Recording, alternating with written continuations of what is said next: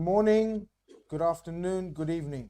Thank you very much, everyone, for tuning in to another episode of REDFELLAS, where Liverpool, the mighty Liverpool, went down to the coast, south coast, I believe. If not, who gives a shit?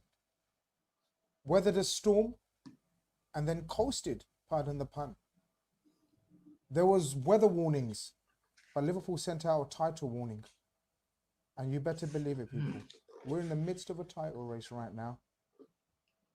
I have water, I have cups of tea being made, I have hot wings, and I have REDFELLAS. You will not get a better combination on a Sunday evening. I welcome you all.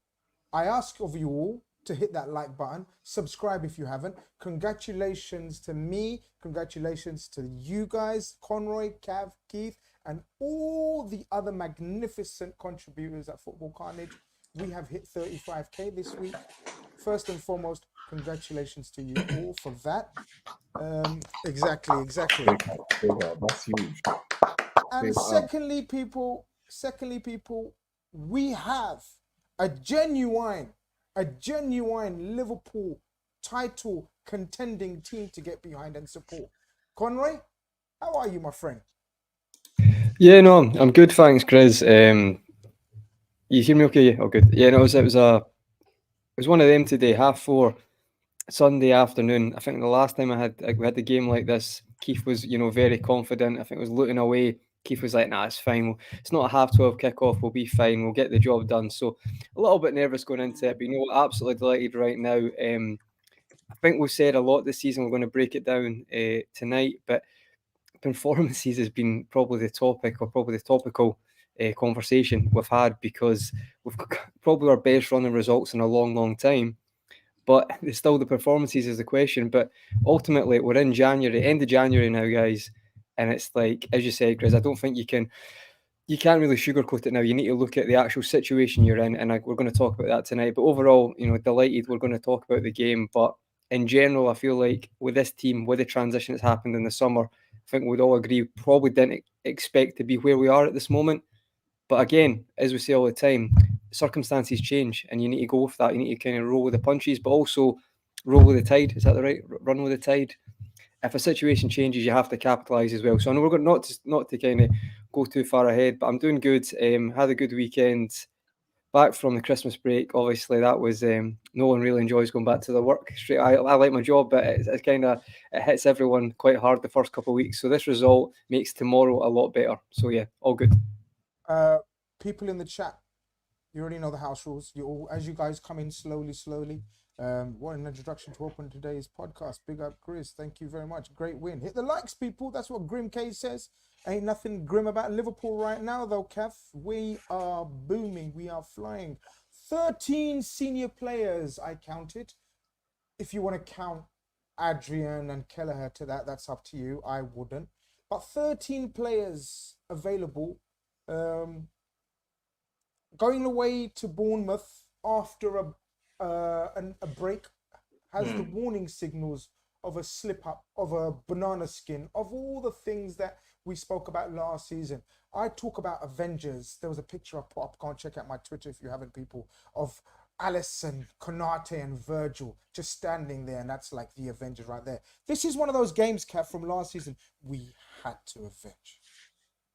Yeah, absolutely. Yeah, we got receipts to check in this season, and Bournemouth is one of them. You're right. There's with injuries sort of adding up 13. I didn't even realize it was that many. Jesus, that's a squad and a couple of subs. But the thing with Liverpool this season is we've had tough moments and we've come through a lot of adversity. So there's always that reason to believe that Liverpool can go on and get the points. Bournemouth are actually in quite good form. I know there's been a little bit of a break, so they've not played recently, much like ourselves. But they're I can't remember exactly where they are in the table, but they're middle of the pack, I think, and looking relatively good. So they've got a striker that seems to be in a little bit of form.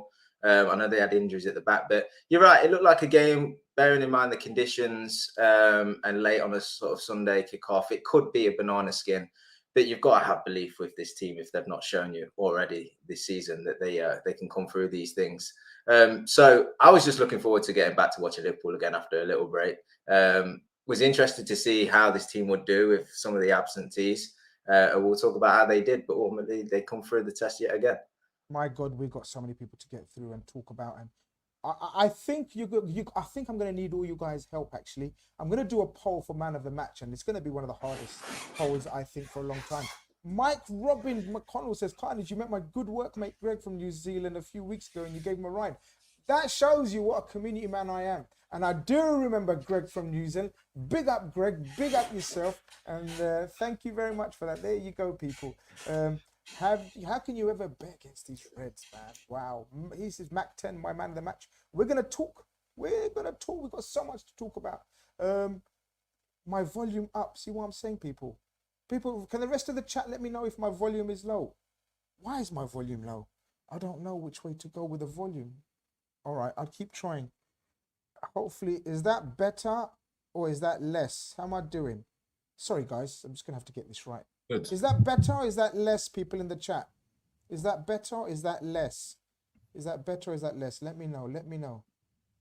Volume is fine. Is that better or is that less? Volume is fine. You're good now. Okay. Let's try and keep it going then if that's the case. Better. Your volume is okay. Okay, we're getting positive. First super chat of the night goes to Pixelated Pigeon. Comes from Pixelated Pigeon. Jota has that never take me off energy like Mo. So incredibly important to the title race. Big up Grizz and all of Football Khanage for 35k. Thank you so much, Pixelated Pigeon. You have pretty much been there from the start of the journey. So you are considered one of the family. Thank you very much for your support. Thank you very much for the kind comments. And we will talk about Gio Goal, Jota, and so many more. So many more. I don't know where to start, Keith. Well, I do know actually where to start, as where we always start. As I said, 13 senior members missing, available. Only 13 players available, senior players. And this is the selection that we chose, or Jurgen Klopp chose, I should say. What did you make of it? Expected? First of all, expected, but secondly, I like the narrative this season has been Klopp 2.0, right? But if we truly think about it, this was like Klopp 3.0. This was the question that everybody's always asked. What would Klopp ever do without Mo Salah? How would Liverpool ever play without Trent Alexander-Arnold? You know, how would Liverpool go into games with Szoboszlai obviously being the man that he is? Or no Andy Robertson? I mean, the players that were missing from this team, plus the players that have left the club this season, to put out an 11 like this was one of the most intriguing squads I have ever seen in terms of the Klopp era. Do you know what I mean? Everything's been so gradual in terms of the changes and the players coming in and new blood coming in, etc., etc. But this really was, pound for pound, if all these players, bar like Van Dijk, Alisson, Gomez, and you could probably say Curtis Jones, only 3 of these players won the Premier League. Do you know what I mean? I think, or the Champions League, right? Curtis Jones, you could say, was probably a bit plot player in that. I mean, this is genuinely was what would Klopp do without his main stars.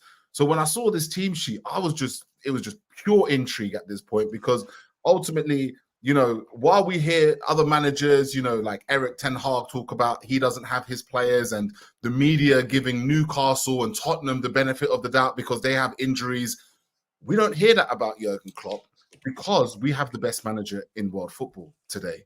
Do you know what I mean? We used to ask the question, could Klopp do it in his 7th season? Can Klopp rebuild a team? These are the narratives that were popping up from very popular podcasts and YouTube shows, and now silence, absolute silence, because Jurgen Klopp still manages to get the best out of play.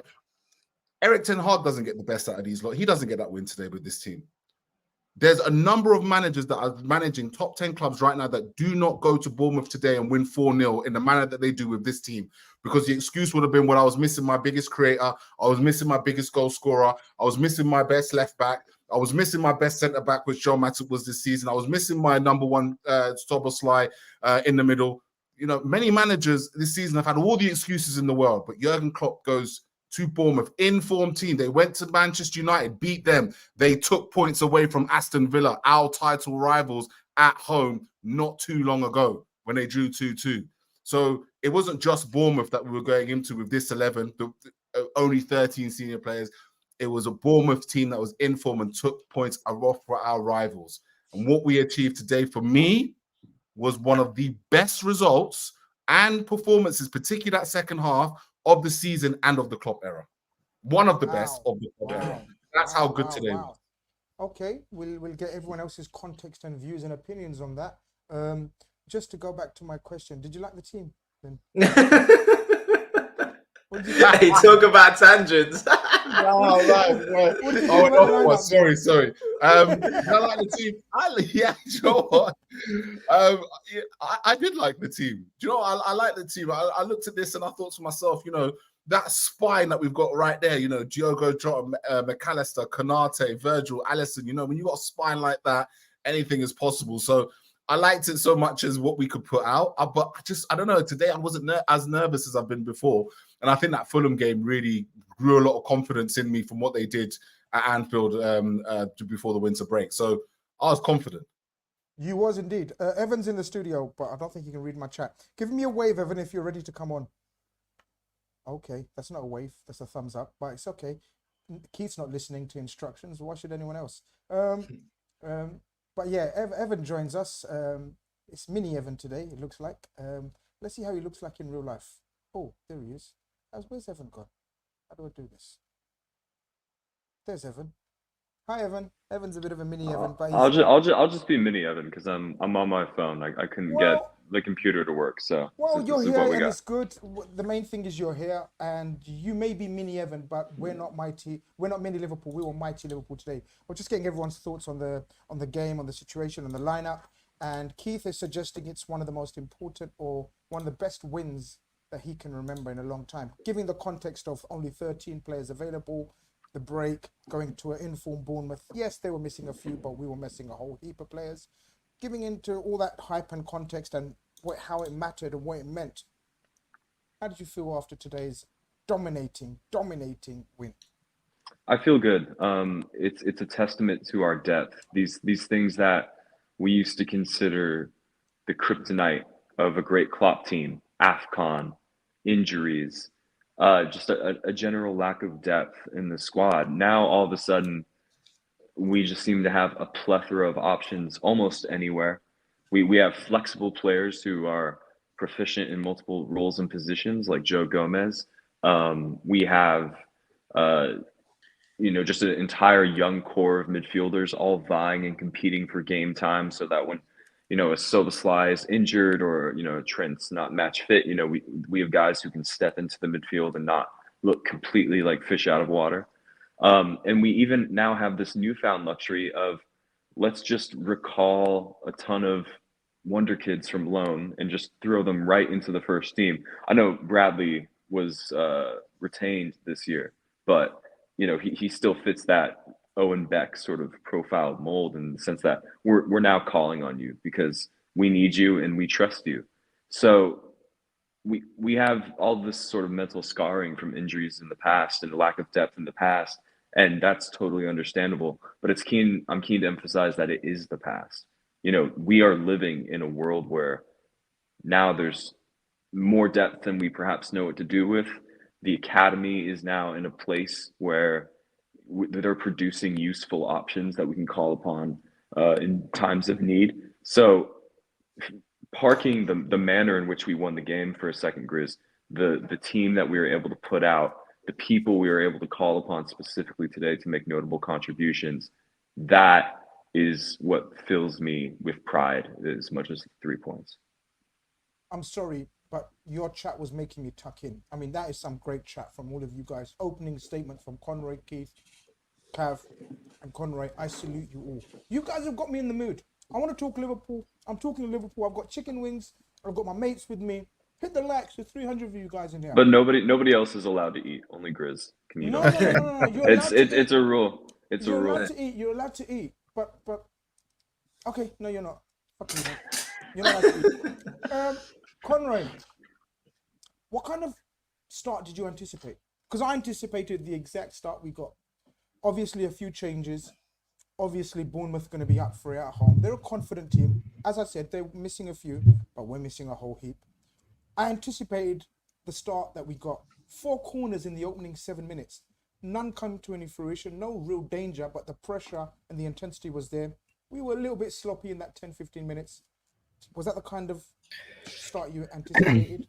Well, I think to be fair, if you're looking at the president this season, there has been we've started slowing a lot of games, so I don't think it should be a surprise to anyone that today was the same, and probably quite flat attacking wise as well. But again, there was a lack of rhythm, you would say, in the final third in the first half. But again, I'm not so worried about that this season.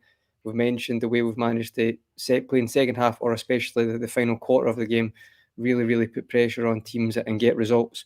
So wasn't so surprised at that. I did feel we could have maybe grew into it halfway through the second half, but I did kind of feel that a lot of kind of huffing and puffing in the first half, like especially Diaz, Nunez trying to make stuff happen, but more individual brilliance or maybe something like that from one player instead of any great link up in the final third. But you know what? I'm quite confident this season. I don't really get too worried when it is like that at half time. So that I wasn't too shocked by that, to be honest, Grizz. I would say this, though, I think you've got to give Bournemouth just a little bit more credit in the sense of their run of form. When this guy started very poor. I don't think they got a win in their first, or they had it was like one win in the first 10. I can't remember exactly. A lot of people were saying shouldn't have sacked Gary O'Neill. I think I was one of them as well, because you see what Gary O'Neill's done at Wolves. But we talk about 11 youngsters to come to fruition. Well, his tactics, Bournemouth's manager, you can really see it in the players. And I think, if I'm not mistaken, they were behind us, the best. They were in the best run in the Premier League. I think they were, was it 5 unbeaten, or they were very close to us when it came to runs into this game. So I wasn't surprised, because Bournemouth are in a good place right now for them to start quickly. So again, not a shock the way the game started, but I don't know if you all agree. At the moment in time, it's probably the most confident I've been for a long time defensively, especially with Konate and Van Dijk right now. Van Dijk's obviously where he is at the moment. I do laugh though, because it's like social media is mad. He makes one mistake against Fulham and it's like, this guy's horrendous. But it's like, see if you had the amount of cameras you had when we talk about the so-called GOAT centre-backs, it's like they make one mistake and it's, oh, that's him out of the conversation. Absolute nonsense, the pressure they put on Van Dijk, and it's like that no other top centre-backs in the past made mistakes in games. Like, it's absolute nonsense. He has been outstanding this season. I know Keith's already went on about that, but he has. And I really do think, I know we're going to speak about it to the end, but I do think Konate does have this rare thing at the moment where it's like he's underrated by every other like fan base or just football pundits in general. But if you're watching the game as a fan, this kid is like, defensively, I think he's right up there. Secondly, I think passing today is something that I think unfairly being criticised against him. Like, I'm not saying he's not Baresi, but he's been decent enough on the ball. But today, I think first half he showed a lot of that, a lot of good examples of how his passing is improving, how he's improving as a player. So I think just to not go too left field with that, but in general, I think I feel really confident in our defence. And I don't know if it reminds you guys right now of the season before the title winning season, just when there was just that when Van Dijk originally came in, there just seems to be that confidence that we can grind out games. And I'm quite happy with the team as a whole from that standpoint right now, to be honest. But yeah, not surprised with first half. I'm not going to sugarcoat it, Grizz. It wasn't the most exciting, mate. I was doing dishes when I was watching the game today, so thankfully I got something done. Thank God we didn't go behind. Otherwise, you would have been smashing something. Smashed a few plates, yeah. Exactly. PID's in the building. He says, "Where's our Red Army people? Smash the likes for the Red Fellas. Come on, people. Coming up to 320 of you guys in here. Let's get those likes up, please. ASAP. We've got so much to get tucked into. Cav, Conroy reminds us of this first Virgil van Dijk season. But do you remember when we used to speak about peak Liverpool working out ways to win games of football? Yeah, that's what I felt today. I kind of anticipated, like quite a few of my mates went to the game today and they were speaking about the horrendous weather conditions. I know it's for both teams, right? There's not a fucking excuse we won 4-0. So nobody can say, oh, I'll shut up about it. No, we're a footballing team. But what we showed, Cav, in the second half, and we're going to get onto it without going into the details but in terms of gameplay, we realized it's quite difficult. Sometimes there's no problem with going long if it's wind assisted. Sometimes keep the ball. I thought the way we weathered the storm, again, pardon the pun, in the first half, I knew we're going to come strong in the second half. And I thought the key part of that was the way McAllister and Jones kept working their midfielders and kept them chasing the ball. Without, as Conroy says, without creating many chances or dangerous situations, you could see Bournemouth chasing, and knew it's going to take its toll. Yeah, and you know what? If you're gonna go on to win the major honours, that's a key thing that you need to have is resilience when you are under the cosh a little bit, and also finding a way to win games, because every game is different in its own right. You know, every stadium, crowd, you know, weather conditions, personnel on the pitch is going to be different, and it's not always going to go how you set out for it to. You know, you can come up with tactics and game plans and predict what the opposition is going to do and try and nullify their threats whilst, you know, advancing on your own, but it's never going to work out that way. So the best sides are the ones that just figure out how they get back to the way they want to play. And Liverpool have done that time and time again this season. The great thing is it's not just getting back to the way we want to play, but getting back to numerous ways we want to play, getting back to the right way of playing in that given moment to go on and win. In the first half, I just thought we started slow, which we've seen quite often this season. But I think sometimes as Liverpool fans, because we see how great we are at times and how fluid we are at times and how much control and we have in games, we control tempo, we control possession, you know, and often we control the entire proceedings. So when a team finds themselves with men and numbers in our third, in our defensive third, and in our 18-yard box, we sometimes panic, and we sometimes, not as a team, but I think as fans, and apologies if I'm speaking for somebody and they don't think this way, but we think because they have numbers in our box that's dangerous, or that team's much better than we are, or what have you. I felt like that was the case today. Bournemouth had men in the box and they looked like they were winning a few challenges. They didn't create clear-cut chances. They were just there, you know, and it felt like Liverpool were playing terribly. They wasn't. They just accepted that Bournemouth started off quick, was pressing up the pitch. They got a little bit of joy. Again, it's about just being defensively solid, not panicking, and just coming through that moment knowing that you will get your foothold in the game. So as good as I think Bournemouth's press was in the beginning, and at times I thought that we were a little bit sloppy with our passing and not choosing the right options. I think Klopp said in his post-match, in the first half especially, we opted to go long when we perhaps should have kept it on the ground and played, and then vice versa. You know, we played when perhaps we should have just cleared our lines. And that invited pressure, and that encouraged the crowd, and that encouraged Bournemouth. They still didn't create clear-cut chances. There was one that went across the box, which no one was on the end of. They wasn't testing Alisson particularly, you know. So it's okay to withstand that pressure as long as you're not constantly giving away shots on your goal. So I'm okay with that now. And like you say, Liverpool usually play, you know, first halves are a bit of a myth for Liverpool at the minute. We tend to start playing in the second half. And whether that's down to changes, tactical switches, whatever it is, we seem to be better as the game goes on. So although the first half wasn't great, you kind of accept it for what it is now. We've seen it so often this season. But like you highlighted two players, I'd highlight just one of them in particular in the first half. I felt like McAllister in the midfield carried the midfield, and I felt like Jota up front carried the forwards. You know, not people weren't playing particularly well. I think Elliott in particular in the first half wasn't playing great, but at least we had like the spine of the team still playing well. Defensively, we were sound. But you had McAllister in the centre, you had Jota in the centre, and those two in particular were playing quite well, making the right decisions, holding the ball, playing it when they needed to, you know, taking more risks in the final third when they needed to. And that just kind of helped us sort of sustain a little bit of foothold in the game. And I just thought it was really key, whilst everybody else was struggling to find their feet in the game, we still had players step up and sort of carry the rest of their team until we get to the second half where everybody tends to improve. So it's important because people are stepping up in this period. We talk about absentees, but there were players there in difficult moments, especially in that first half, that stepped up, you know, and really supported the team. And you talk about McAllister, Jones certainly in the second half, but McAllister and Jota in that first half for me, I thought did that. Fair enough. And that's probably our first base where we start in terms of the individual chat. And you mentioned McAllister. I'm sure a lot of people want to speak about it. And I like the way you spoke about sort of, I agree with you. Whenever you're in this situation, we're expecting the next set of big dogs to stand up when you have some missing and right through the spine. And I noticed, or we all noticed, I'm not the only footballing genius here. I think you all footballing geniuses, hence why you're on my show. But Keith, we saw Jota was given that central role in terms of being the striker. Luis Diaz started on the right, and then Darwin Nunez started on the left. how did you think they functioned and worked their understanding and telepathic understanding and working their way into the game? And was it vital that Jota played that central role in terms of being the most experienced, in terms of Salah not being there, so he needs to be vital, just his intelligence, just his aura. He doesn't really have, I mean, he wasn't having a great game touch-wise in the first half, and we're going to get into his goals.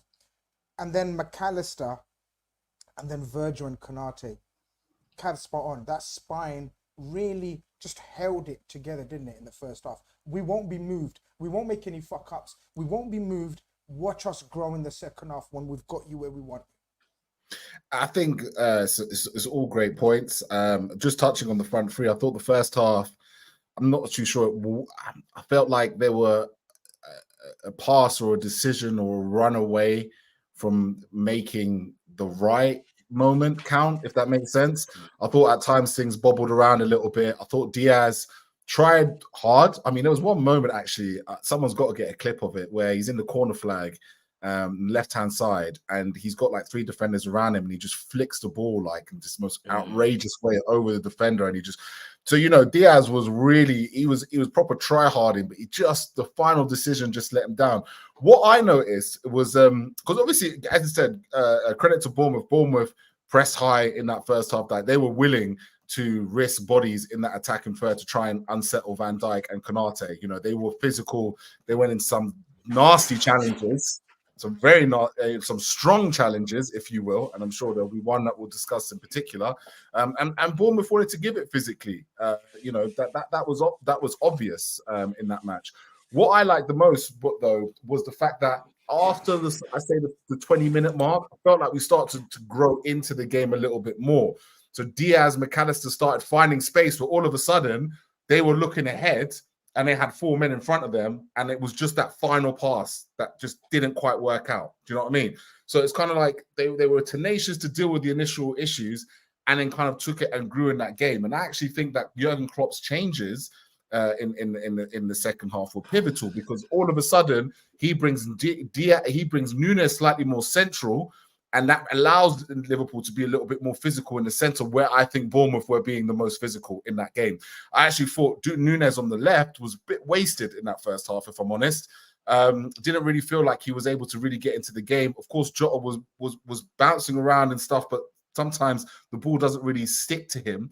And Diaz again, they were all trying hard in that first half, but to no avail. So credit to Jurgen Klopp, what he did in that first half by changing that around, realizing that actually maybe this isn't working as well as it should do. And I actually think that Jurgen Klopp's changes had a massive impact in that second half. And just wanted to touch, for me, I love Alexis McAllister. Jurgen Klopp, I was wrong. I'm sorry. Again, another apology, because there's plenty of them in my book. He reminds me of a lot of what's happening with Endo at the moment. I cannot believe it, actually. It just dawned on me. We were talking all season last season about having a 6, and now we have 2 6s who, in my opinion, are up there with the best in the league. Endo and McAllister do things so well, is their timing. They have clocked the timing. It took them a while, and we used to criticize them about it because of obviously the Premier League is a fast league. Everyone knows it. Transitions are quick. Teams are not scared to throw 4 or 5 men at you in counter-attacks in the Premier League, whether you're playing Manchester City or whether you're playing Luton, right? They're up for it. But what McAllister and Endo as well have started to figure out in this team is they've started to get the timing of their tackles right. And because they're so good on the ball and progressing the ball once they've got it, it's not a case no more where our 6 is a recycler of the ball, pass it left, pass it right, pass it back to the keeper, this, that, and the other. No. When McAllister wins the ball or when Endo wins the ball, their first point is, all right, how am I breaking the lines? And they're so good at that, because all of a sudden Liverpool are from being counter-attack with the opposition committing to all of a sudden Liverpool are in the transition of their own. So the importance of them finding their timing has taken this Liverpool team to another level. Evan, it's your turn to eulogize on McAllister.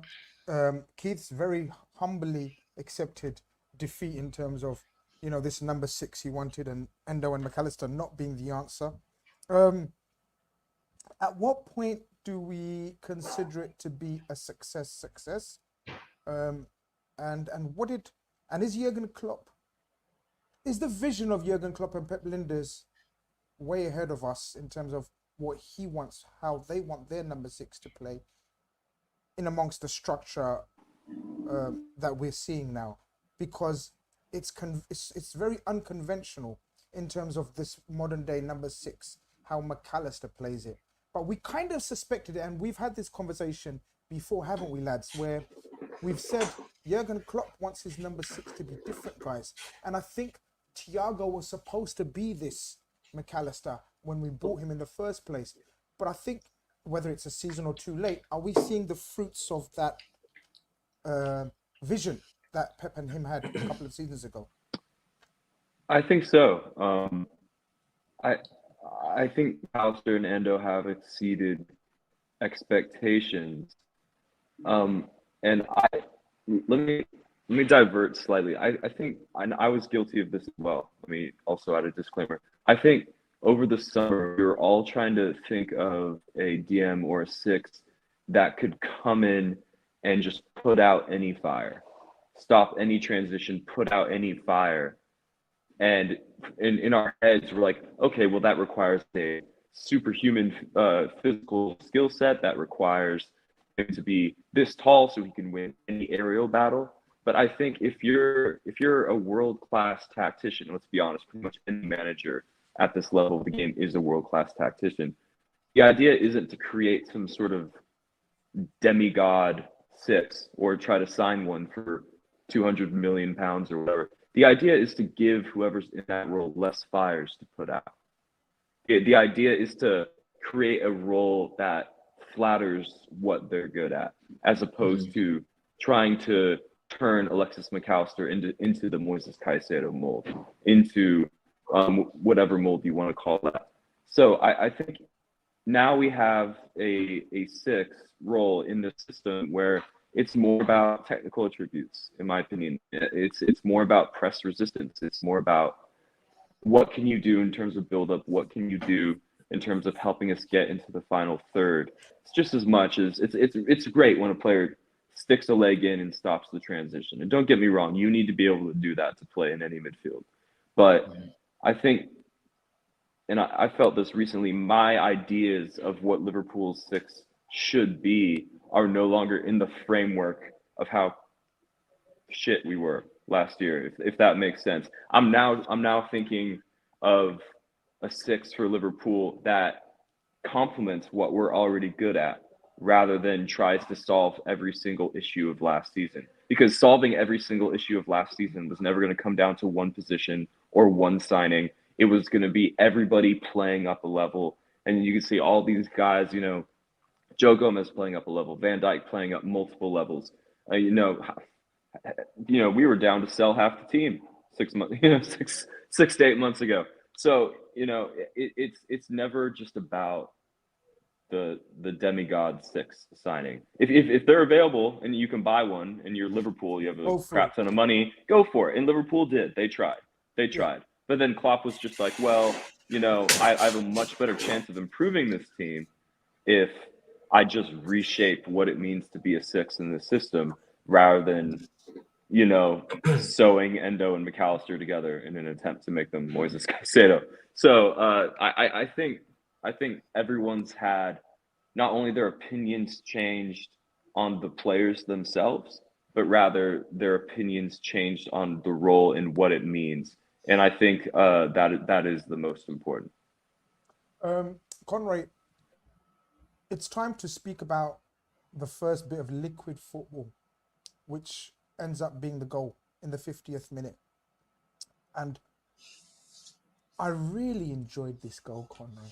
I really enjoyed it. Like, we've scored stunning goals, and we always watch stunning goals. And the reason why I liked it, Conrad, is because the way, the movement, the control, the poise, everything you would expect of a team that's challenging for the title to show at some stage in a game against a lower level opposition away from home after, weathering the storm, like we said.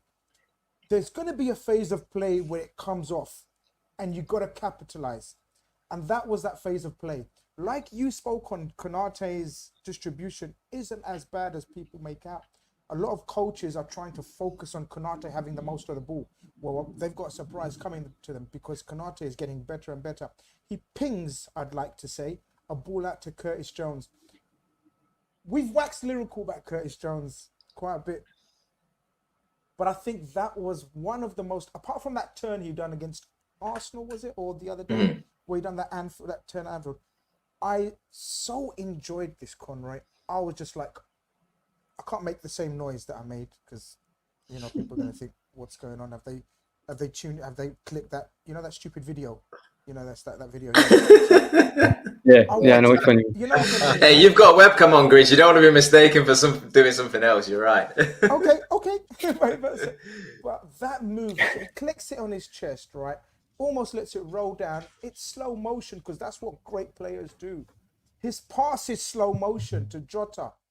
We talk about Jota's instinctive skills, and we're going to speak about Jota's instinctive eye for goal. But his instinctive eye for a pass is also underrated. And then it comes down to the instinctive nature of a Darwin Nunez finish. To me, that was a lot of poetry. A lot of poetry.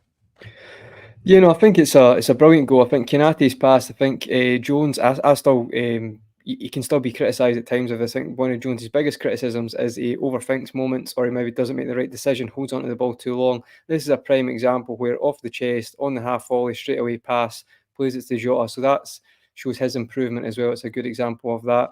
Jota, just because I think he's so direct, Jota is always looking to find the best way and the easiest way to score. It's not all about, sorry if you can see my cat scratching or post next to me, so apologies if that's the background noise, if anyone can hear that. But Jota is always looking for the most efficient or effective way. I think at times that's why he frustrates people as well. Sometimes, at the moment, he's been quite good technically, but sometimes when he drops into that number 8 position or number 10 to get the ball to link between the forwards and the midfield, sometimes he can be a bit, maybe have not the greatest touch, because I think he's always trying to turn and get into the defence, so be so direct. But I think that was a fantastic example of it. It's the weight is perfect, and it allows Nunez to confidently just arrive to the ball and pass it in the corner. I would say it's probably the most surprising finish I've ever seen by Darwin, to be honest, because usually he'll hit it as hard as he can, or he'll do that. Let's not chain or tune to say, oh my God, this guy's suddenly a clinical, amazing finisher, because let's just calm down. We do this all the time. But it is a very good finish. And if he doesn't hit it first time, to be fair, Neto's actually spread himself quite well. So he's actually hit it at the exact point where Neto can't reach it. So I think it's an excellent finish, and one touch pass, one touch finish. And it really is something that's, as you said, breaks down these teams with just that little bit of class. It's just a level above Bournemouth, who again, to be fair, they've been playing very well. They have been playing well, but that's the difference. But I have to say, the way Curtis Jones takes it down with his chest and lays it off to Jota, that's really important that he does that so quickly. So I thought it was an excellent moment. But there's something I was going to add as well, and I never said this 2 weeks ago. Right now, we always talk about Jota's comparisons finishing-wise. I completely get it.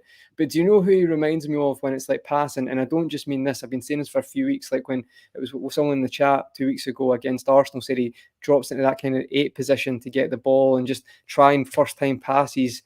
It doesn't always look the prettiest. It does remind me a bit of Thomas Muller. If you ever watch Thomas Muller when he's playing, it's sometimes about the pass, the first time pass. It's not always look the prettiest. But Thomas Muller is probably one of the most underrated as well for, like, if you look at Thomas Muller's stats for assists, I think he's got more than Cristiano Ronaldo. Like, it's crazy. But that's what I meant. I'm not saying he's exactly the same player, but it's not always the prettiest, but it's very effective. And I think Jota reminds me of Thomas Muller at times with that sort of play. So yeah, I meant to say that 2 weeks ago, so I just remembered the other day. It's always good to have notes and ready. I actually like that. I actually quite like that comparison. Sorry, want to Chris. speak on that goal before you go on? Yeah, I do, because it surprised me actually. And to be fair, Nunez. So the issue was Nunez's movement. So lately, when he's been off form, particularly when he wasn't scoring, he was getting caught offside a few times. But my point with Nunez has always been, I think he is a world-class, his movement is world-class. And it's kind of been interesting. I've seen a few detractors saying, Nunez is always offside, or Nunez doesn't move very well. Nunez's movement from when Jones gets that ball and where Darwin Nunez is initially placed to where he is when Jota plays that pass is elite. You do not understand to be onside and to be in a position where nobody is around him. He's basically in between two defenders. The centre backs are there, but none of them. But by the time Nunez takes that strike, no one's around him. That for me is elite movement of the highest order and something that Darwin Nunez has in his locker. And when he's confident and when he's up for it, he runs that line better than any forward in world, as good as any forward in world football. So I just wanted to give a shout out to that as well, because I thought his movement for that goal was elite, and to stay on side for this Jota pass as well, and to be around, not around. As I said, go watch it back, see where he starts when Jones plays the initial pass, see where he is by the time Jota plays that pass. Brilliant movement. Before we get Cavs and the rest's opinion on maybe that goal and obviously the very next goal, super chat AGD says, hello my friends, Chris, hope you listen to your friend Saeed who says you don't know anything and that Nunez is shit. Let them carry on talking and speaking and Nunez this and Nunez that. I believe Nunez is the only player, only forward in the Premier League to get double-digit assists and double-digit goals. Mm-hmm. Not bad, Flop. I'll take that. We carry on. We keep it moving. But yeah, Cav, we take the lead, and you know, it's what you have to take. It's what you have to do. It's the perfect start to the second half. After the first half, it's one of those ones again, what we discussed, working out ways to win games, and I think we worked out. And I think Jurgen Klopp, the subtle changes. Now, where are you with these changes in terms of the strikers? I thought they'd rotate more than they did. In fact, they did quite a bit, but I thought without Mo, this sounds weird, but without Mo, I expected more fluidity and more rotation because all three of them can play in all three positions, if you know what I mean. Was you happy by now, especially in the way we linked up for the second goal as well, that you could see something? Because we're going to need them in the next 3-4 weeks, possibly longer, depending on Mo's injury as well. And where are you again? Remind us I'm sorry if you've already told us, but where are you in this debate with the Jota and the Nunez coming off the left? Who do you prefer, or do you like the way they rotate? Do you know what? You could carry this through to the midfield as well. It's so difficult, I think, for any fan to really be cemented in their argument for a particular front three and where each of them play, because it seems like certain players start games and then the players that come on do better. It seems like players in the second half improve. It seems like a little Nunez 1 minute doesn't look particularly good as a centre forward. You move him onto the left in the second half, he's suddenly great. You start him on the left, doesn't do particularly well. Move him centre forward, he does great. You know, Jota up front was doing well in the first half, but then gets his goals when he's out on the right. You know, Diaz, I was excited to see him on the right, but it didn't particularly work in this game. It has done before. So I don't think you can really commit to any kind of lineup at the minute. The great thing is that we have the option of moving them around, you know. So, and we spoke about this on the REDFELLAS last time out, is that we don't have to change personnel to change the way that the game's going or how we build up. You know, we've seen it in the second half by moving Jota onto the right, Diaz onto the left, Nunez up front. You've made no tactical changes. You've not used any of your 5 subs, but suddenly you've changed how you're approaching that offensive play. You've given the opposition something to think about. They've now, you know, the centre backs has got a different forward to think about in Nunez than they perhaps did before with Jota. You know, they've not got Diaz on the right, and they've now got Jota on the right, who's so much more intelligent at playing as an inside forward. You know, they've got Diaz on the left, who's looking to go by you and cut in, whereas Nunez, he was doing that to an extent, to be fair. So they're quite similar in that respect. But yeah, it's all these changes that can happen. And that's what's so great. We spoke at the start of the season about how good our forward line is and how many options we've got, and that we've got the numbers. But actually what we have is players that can play multiple positions. So like I say, if it's not going right for you, how you set out from the off, you can change it just by switching some players around. And that's great to see. The midfield offers the same thing, you know, with personnel and players as well. So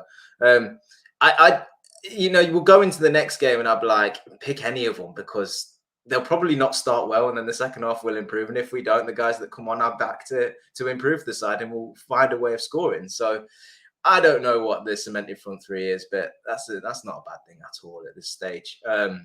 Just credit to the players. You've got to have some kind of intelligence and ability to be able to play multiple positions like that.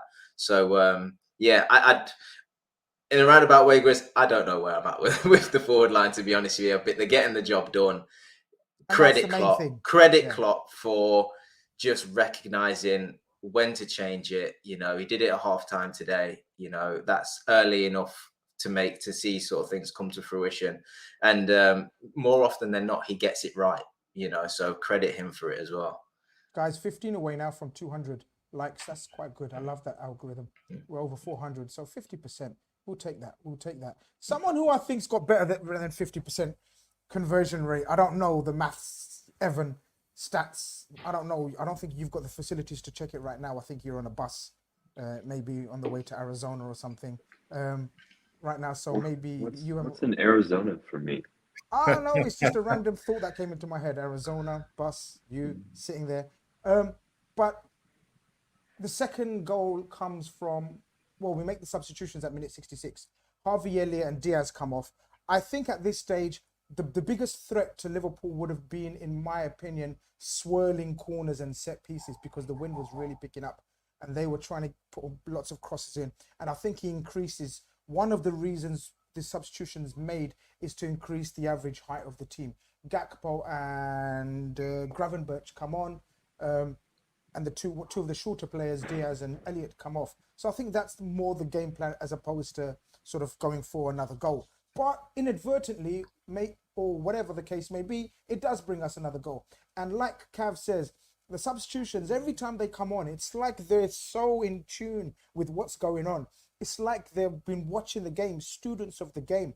And I believe Gakpo is a true student of the game. He comes on and has absolutely no issues with the pace of the game, with the intensity. He plays a beautiful pass out to, after Nunez battered the centre half without doing much. He just roughs him up.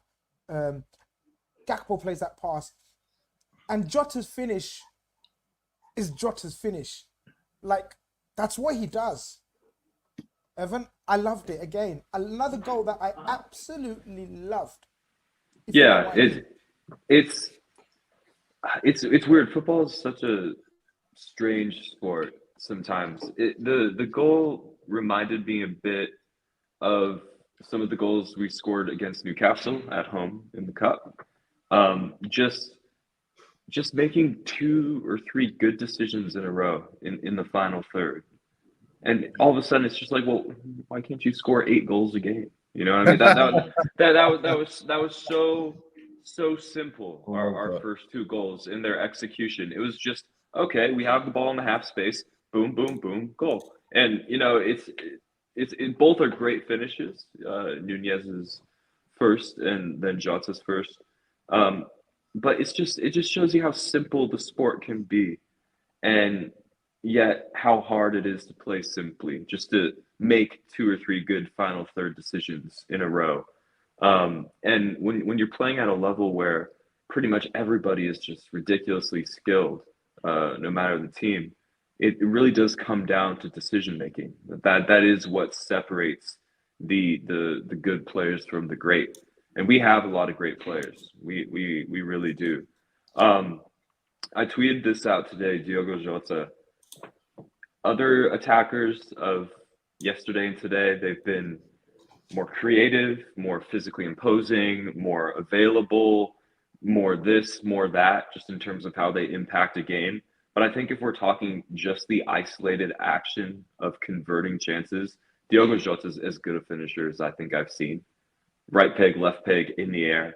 Like, I'm just struggling to think of a player in Liverpool's history, barring maybe Robbie Fowler, that I would want the ball falling to in the 90th minute of a European final, other than Diogo Jota, because he's earned that sort of respect from us, and his ambidextrous nature, and the fact that he's a threat in the air makes me think that, well, I don't care how the ball falls to him or where, you know, just as long as it's within 18 yards, I want it falling to that guy.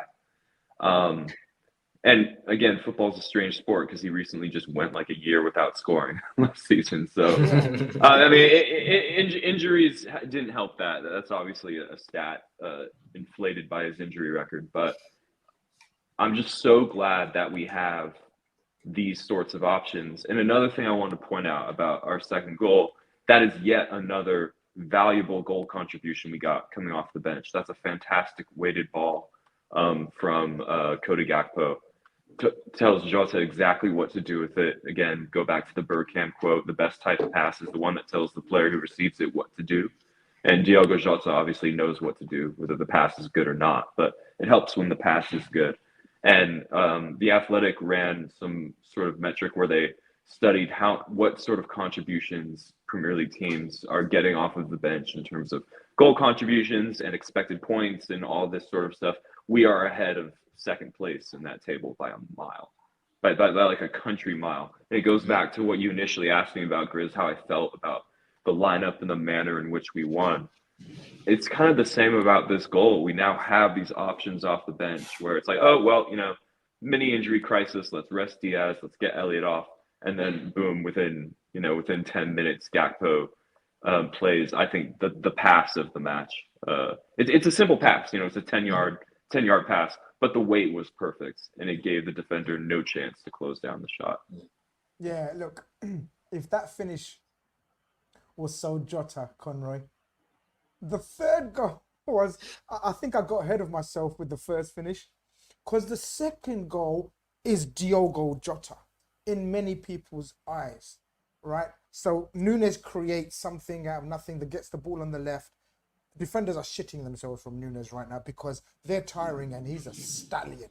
The guy's energy levels and Jota's energy levels, like, this is where all of the rotation, all of the minutes that have been shared, all of the, games that have been missed, now they're coming to fruition, or they should be. Darwin Nunez is on smoke by now, and Diogo Jota, right? Puts the ball across, no one's there. Shout out to Connor Bradley, Conroy.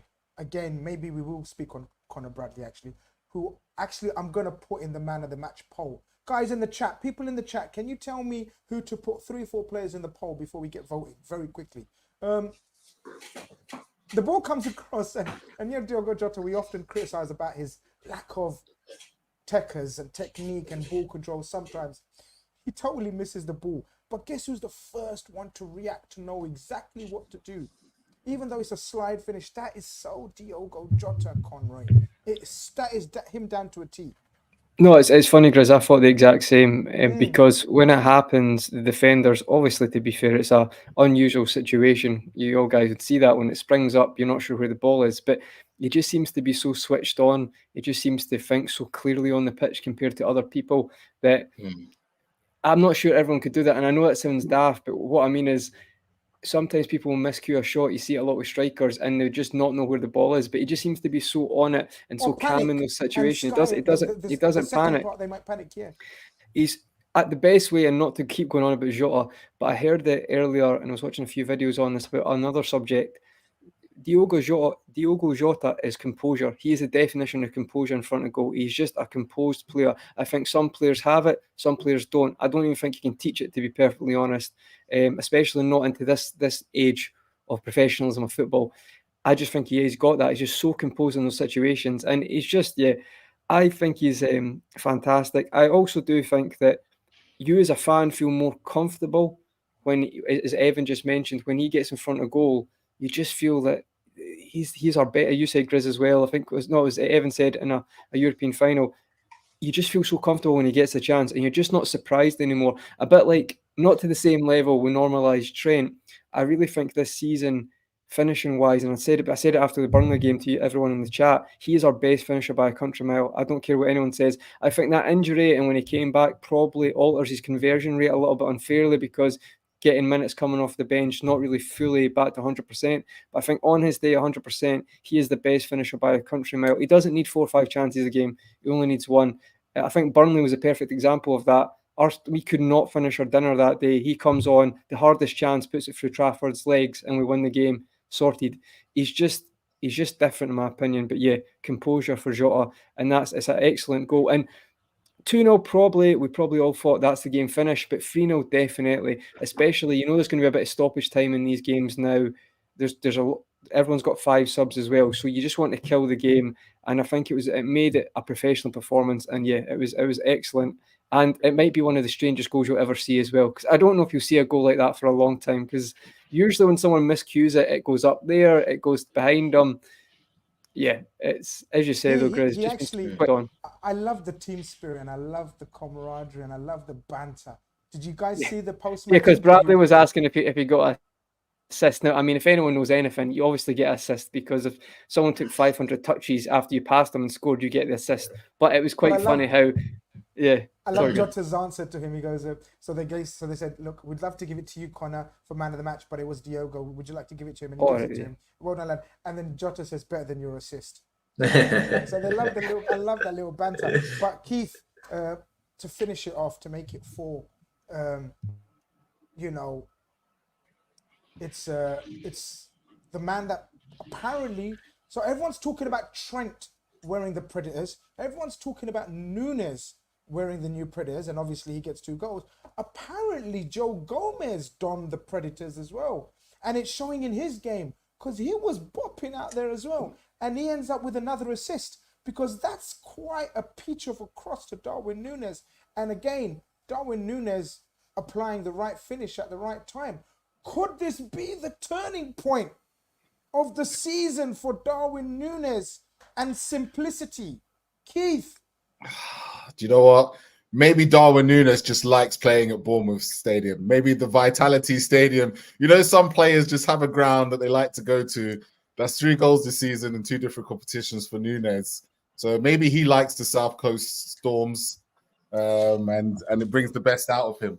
The thing is I love Darwin Nunez. I just love everything about him. Like when he's on the pitch, he frustrates the life out of me, but everything that happens, he is involved in some way, shape, or form this season with Liverpool. You know what I mean? Like you can't track pre-assist, you can't track a lot of things, but you know, he's just involved. He's, you know, and he really makes defenders think. And I will say this, Conroy said the best thing, and this is why I will always think we're always going to have the great, and we're always going to have the frustration. Is there's very few footballers, forwards in world football that have the composure necessary to do what someone like Diogo Jota does. Unfortunately, Darwin Nunez is not one of those players. Darwin Nunez is going through one-on-one with the goalkeeper.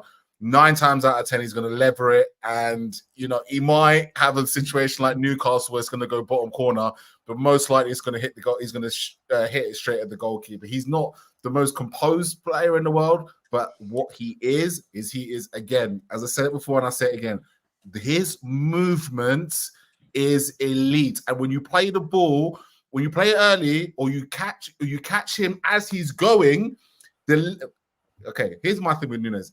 As long as the least amount of time he needs to make a decision, the better, right? Give that ball to him as he's moving, and he doesn't have to think. He just puts his foot. Both goals today, he doesn't think about it. It's that one pass, it's that one cross in. He's made the movement. They're both one-touch finishes, right? Both one-touch finishes. Yeah, that's him. Don't let him think. Yeah, when he's making that move, don't let him think. Don't let me think. Look at his finishes this season. The one, who was it? The one against West Ham, for example, when McAllister puts it over. He doesn't think. He just runs, makes the movement, and boom, goal. Don't let him think. And that ball, because Joe Gomez, I saw Klopp in the post-match. He was like, they're debating whether he meant the cross or whether he hoofed it. Oh, is it? Yeah. That's what apparently they're talking about in the change room. Like, did he mean it? I thought it was a brilliant cross. I mean, please keep those Predators on if you're going to put balls like that in. But again, Nunez is surrounded by 3 defenders. He has no right to get that ball. He has no right to be onside for what it's worth, right? But again, he knows that ball's coming. He makes that decisive movement. And again, like I say, he doesn't have to think about it. He just puts his foot on it and the rest is history. And so, yeah, this is my summary of Nunez. If you see him moving, lads, on the pitch, get that ball to him as quickly as possible, preferably when he's in the box. ASAP, when he's in as close to the box as possible, and don't let him think. He'll score plenty. Get a team meeting to every player. Say when Fountain is, don't let him think. Right? Honestly, we should get that printed on merch. If that's the best thing I've heard, because there's a lot of sense in that. There's a lot of sense in that. What a point. But there has been strikers like that. If we go through history, there are strikers, right? That we say that they were instinctive finishers. Don't let them think. And Inzaghi comes to mind. Such elite movement, would miss so many chances. But which other striker has like 3 or 4 chances every single game? And Nunez is like that. Like, guys, we all watch Liverpool. We all watch Nunez. He has 3-4 chances every game. Why does he have 3-4 chances every game then? Kev, we're not joking when we says this. He has a chance to score at least a goal every single game. Not many forwards and strikers can say that, right? Yeah, I think it's to do what Keith says. He has elite movement in the box, and that's where he gets the opportunities. He's also his attitude has been bang on since he's been here. Brilliant. He works so hard despite Brilliant. all the criticism. He's never slouched. He's never gave up. He never gives up on anybody.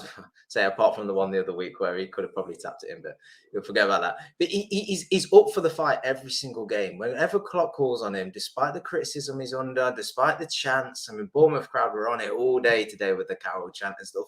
It does not affect him. He just continues to play. He probably doesn't even understand. Well, he probably doesn't even know who Carroll is. Yeah, exactly. There is no way he knows Andy Carroll. But he doesn't sulk. He doesn't give up. Yeah. He doesn't walk around moaning. He doesn't stand still. He constantly works. And when you work, you reap the rewards. Just look at Joe Gomez, who we talk about with the assists. Just one thing, just to add to the Nunez point, which I want to say, and I know it's been mentioned before, but I think it should be really highlighted, is his fitness. Right. Oh, Yeah. His fitness is incredible. And when we talk about Liverpool, when we talk about Jurgen Klopp, and we talk about pressing and counter pressing, you've got to be fit. Sadio Mane and Mo Salah, right? We've been blessed to have two blokes in there that are absolute machines when it comes to looking after their bodies and their fitness, right? And that's enabled us to perfect this system of pressing and counter pressing. You've now got another man in Nunez that matches them for fitness, I would say. Maybe not for quality, but for fitness, certainly, to be able to do that pressing and that work hard and that relentlessness, right? So he'll reap the rewards from that. But Klopp said something interesting in his post-match press conference when they were discussing injuries. But what he touched upon was that he said, none of the sports scientists can tell me at 100% what to do at the moment. I'm sort of paraphrasing a little bit, but he said, we're trying to manage players as best we can, but it's not as if we've been in this situation before to know exactly what to do. And it's interesting he says that, because you've got so many injuries, and we've had injuries before, don't get me wrong, but we've got 13 at the minute, and that's a lot to deal with, right? We've also got new players in this squad that we're learning about still. We're learning how they cope with the demands of playing for Liverpool and the league, right? Somebody like Szoboszlai, for example. McAllister's been here a little bit, but they've got to get used to our system and our training regimes. We also had the World Cup last year, and it was always mentioned that players were going to feel the effects of a winter World Cup. So we don't want to date too far back with this stuff, but you do have to go back to the season we've just had, the summers people have had, if they played international football or not, and the season they had last season with the Winter World Cup in there, and think, how are they recovering? Because players aren't getting much recovery now, and to have players at the minute that have fitness, that are fit, and they can cope with all these demands, they will put you in good stead for the future. Because when we think about the Champions League being extended and the more games you're going to play there, the want for a World Cup every 2 years, and footballers are playing more and more games, season after season, and that looks like it's going to continue on that trend.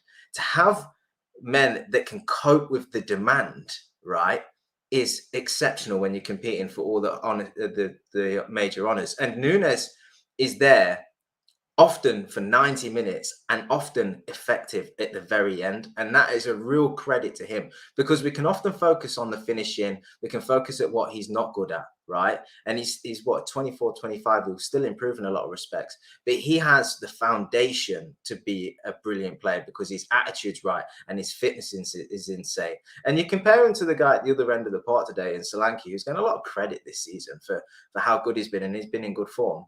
He did nothing today. He did nothing. And he was given the same opportunity, almost 90 minutes of football at his home stadium. And Nunez played his part he got 2 goals and played his part certainly in the other 2. So, I just think sometimes when we apply context to the play, you can see why Klopp and the coaches sit back and go, do you know what? When we look at this team, what he offers at the minute, we look at the demands that's going to be put on footballers and how it's going to increase in the future. Yeah, I'm just going to stick with this guy, because he'll only get better where others drop off. And I just think he deserves plaudits today.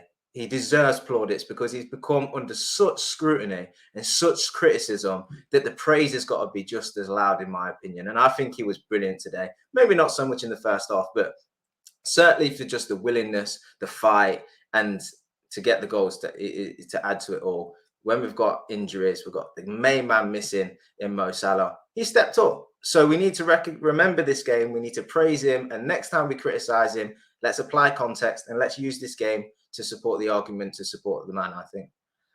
I guess segues into the super chat perfectly timed. You mentioned the two players. Super chat from Tariq, who says, big up lads, just an opinion. I love that. I love people who speak in just opinions and not facts, and sort of says this is the definitive opinion and fact. So big up Tariq. They're just an opinion, in case you guys don't come for me. He says Nunez will never be the elite number 9 that Liverpool deserves, but he might be the best replacement for Mo. And then he puts in a question mark as a winger. I mean, I know I asked Cav, I ask you, where you are, where will he end up? Do we need a Mo replacement, or is Darwin Nunez going to be the output merchant, or even remotely close? I disagree with the first part of the statement. I think Nunez will be an elite number 9 for Liverpool. You know, we're seeing signs that show that could easily be the case. I do agree that he will see sort of like an uptick in numbers if and when Mo moves on. There is no replacing Mohamed Salah. You don't do that. You don't try to sign the closest thing to him. If, you know, let's say hypothetically he leaves next summer and try to, you know, just take the however many hundreds of million and just throw it at someone else. You try to recreate him in the aggregate, which is the core of the Moneyball philosophy. I think, you know, in that situation, what Liverpool would end up doing is they'd get, you know, some young winger, you know, left-footed winger, play him off the right. And then everybody else, I think, would sort of make up for Mo's numbers. You know, Darwin would score an extra 5 to 8 goals a season. Jota would do the same. Gakpo would do the same. Diaz would do the same. It would sort of just be spread around because, you know, the output has to go somewhere. We're not going to stop creating chances. I don't like Darwin Nunez as a winger.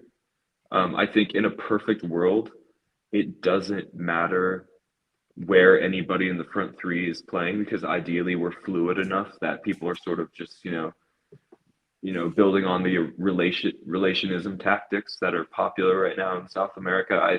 You know, Sadio Mane is a good example of that. He's Liverpool's starting left winger de facto by trade, but he scored so many goals from central areas in the 6-yard box. So ideally, we can be as fluid as possible, but you're not going to be very fluid every game.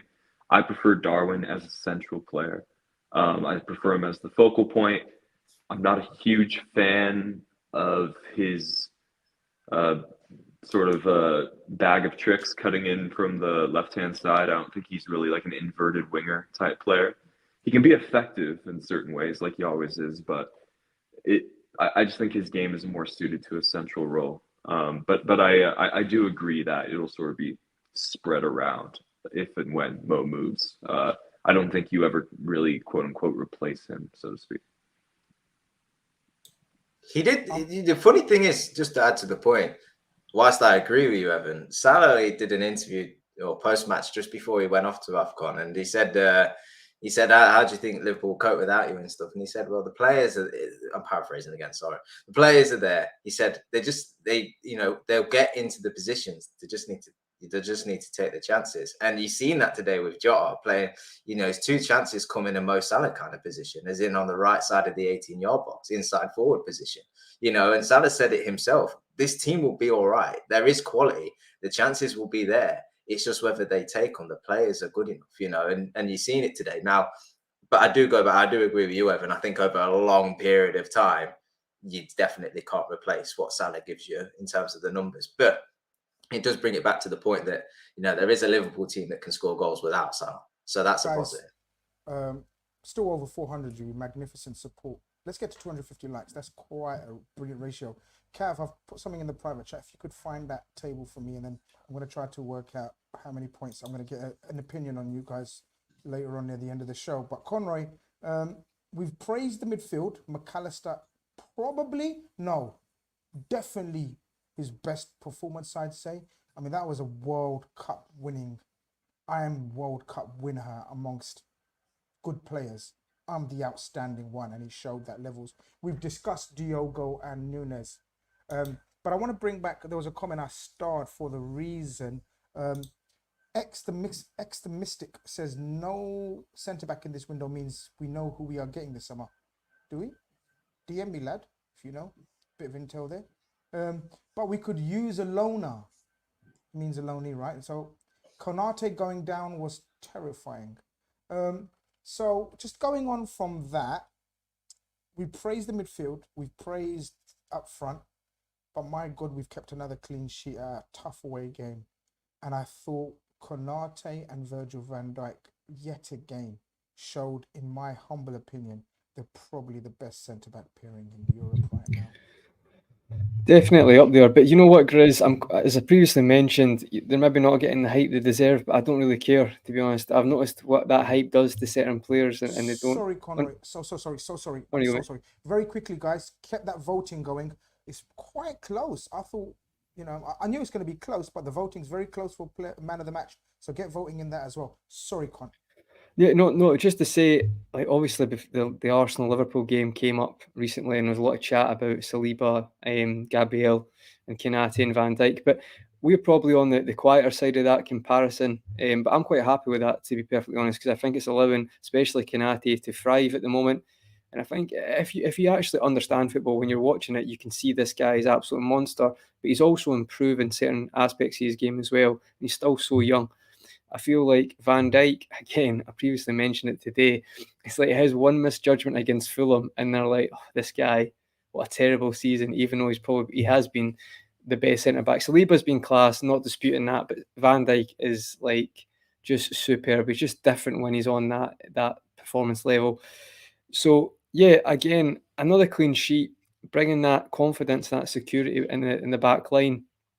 So I think on that basis, I'd say they're definitely up there. For me, I think they're quietly probably are that one, but it's probably not glamorous to say that, Grizz. I think when you see it, a lot of the media, it maybe doesn't kind of fit the narrative as well. When you see other partnerships like specifically Saliba and Gabriel. But on the comment regarding getting someone in the summer, I'd like to know who he's referring to. But I was thinking about this the other day. You've got Konza, who's been very impressive when he came on. And when he's played certain games, he looks like he could definitely fill the 4 centre-back position. I think, to be fair, Joe Gomez, in the comments, they've been saying this all day, he's really had a bit of a redemption arc this year at full-back. But I think he can still... What do you guys think? Do you think he can still be considered a centre-back? That's the thing we're not sure of, because it's like Joe's doing really well. He is doing really well, even being at right back getting assist today. But maybe that's where he needs to be in the future. And maybe we have to look at getting a centre-back in who's the third choice, and Joe Gomez is your last choice if it needs to go there.